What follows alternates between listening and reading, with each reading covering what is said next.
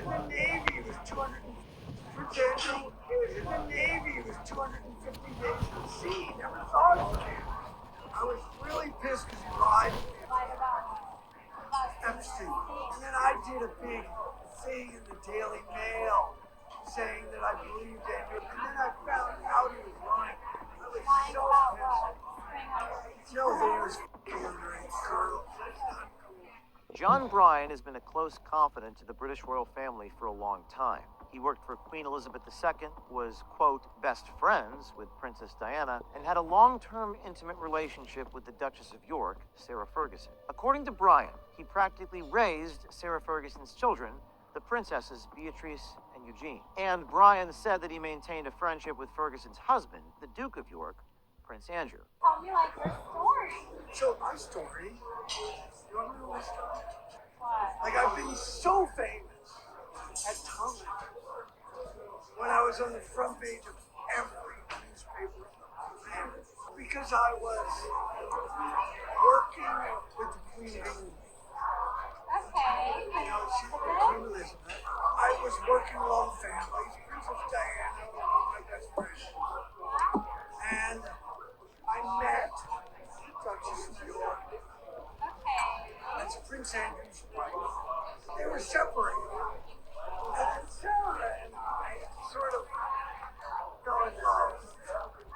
And we lived together for like 7 years in my house in England. And I raised their 2 little children. They're so cute. Wait, her Beatrice and Eugenie. And Eugenie. Those were my children. Those were my kids. I raised those kids. Day to day raised. I was father to those kids. Prince Andrew's connection to Jeffrey Epstein emerged in 2010, when photos showed them walking together in New York's Central Park. Epstein had already been convicted in 2008 of procuring a 14-year-old girl for prostitution. In 2014, a woman named Virginia Giuffre alleged in a Florida court filing that Jeffrey Epstein paid her to have sex with Prince Andrew when she was 17, a minor. On April 25th, a few weeks ago, Giuffre died by, quote, suicide. Prince Andrew denied Giuffre's sex abuse allegations in a now infamous 2019 BBC interview. She said she had sex with you 3 times, once on his private island in a group of 7 or 8 other girls. No. No to all of it. All of it. Absolutely no to all of it.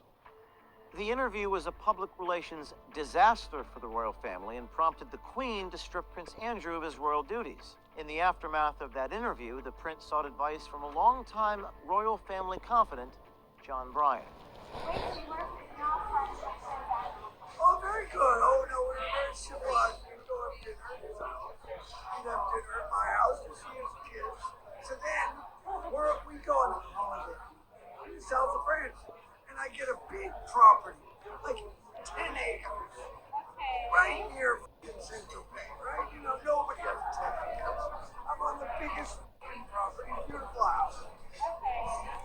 And I rent it so that we have privacy, right? Because there's paparazzi everywhere, there's hundreds of paparazzi, not 10, not 20, hundreds. I know. And this is already one with Prince Andrew. Yes, Prince Andrew. His own thing. Yeah, he's on the. He was in the Navy. He was 250 days at sea. He never saw his kid. 2 weeks after Prince Andrew's BBC interview, John Bryan was brought to the Royal Lodge, where Prince Andrew lives, to offer crisis management advice. According to the Telegraph, the meeting was conducted discreetly. At the royal residence, Bryan observed that Prince Andrew was visibly distressed and struggling to focus, reportedly unable to concentrate for more than 40 minutes at a time due to the strain he was under. As reported in the Daily Mail, John Bryan constructed a 5-page document emphasizing that Prince Andrew should publicly show empathy for Epstein's victims. Back in November 2022, Bryan publicly stated that he believed Prince Andrew was innocent of the claims made against him related to the Jeffrey Epstein sex trafficking scheme. Now, in our exclusive hidden camera undercover footage, John Bryan reveals for the first time that Prince Andrew did, in fact, have sex with underage girls. Was he already involved with Other girls. I was so pissed about that. I was really pissed. I was really pissed because he lied to me about Epstein. Yeah. No, I knew he saw him. He lied to me that he was such a close friend. I was so pissed. And then I did a big thing in the Daily Mail saying that I believed Andrew. And then I found out he was lying. I was so pissed. No, that he was f***ing underage girls.